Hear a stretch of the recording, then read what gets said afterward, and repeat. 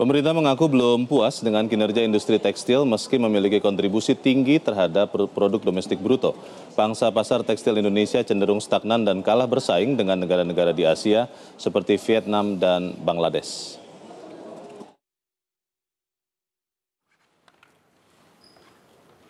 Hambatan ekspor tekstil dan produk tekstil terus diurai pemerintah.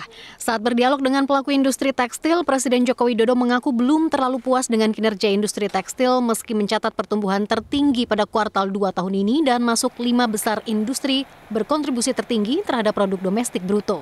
Menurut Presiden, pangsa pasar tekstil Indonesia di pasar global cenderung stagnan dan kalah bersaing dengan negara-negara di Asia.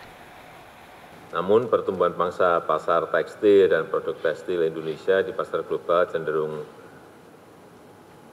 stagnan, yaitu di sekitar 1,6%.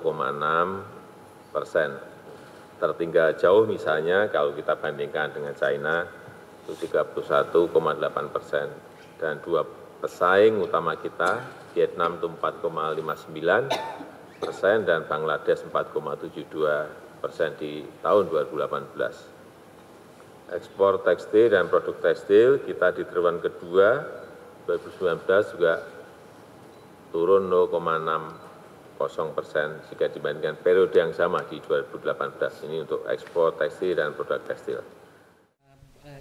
Ketua Umum Asosiasi Pengusaha Indonesia Apindo, Haryadi Sukamdadi mengatakan tekanan berat dirasakan industri tekstil. Salah satunya dipicu aturan yang membolehkan pengusaha umum mengimpor produk tekstil secara langsung tanpa melalui produsen tekstil.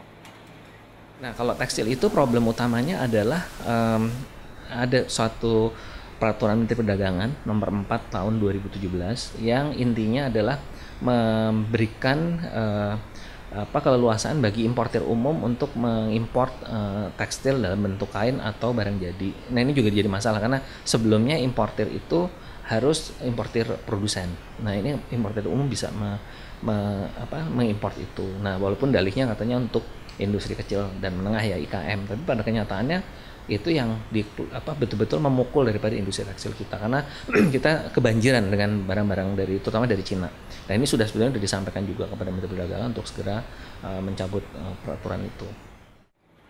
Asosiasi Pertekstilan Indonesia atau API menyebut industri tekstil perlu harmonisasi tarif.